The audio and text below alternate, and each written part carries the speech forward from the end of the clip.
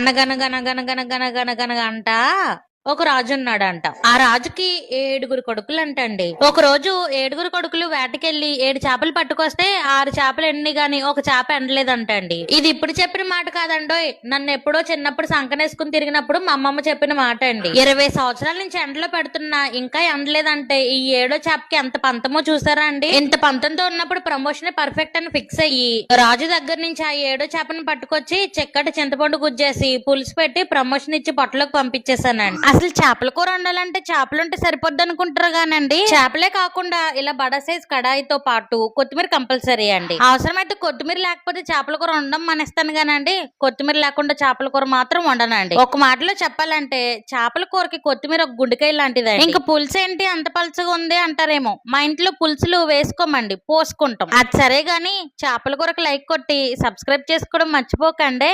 ఉంటాను.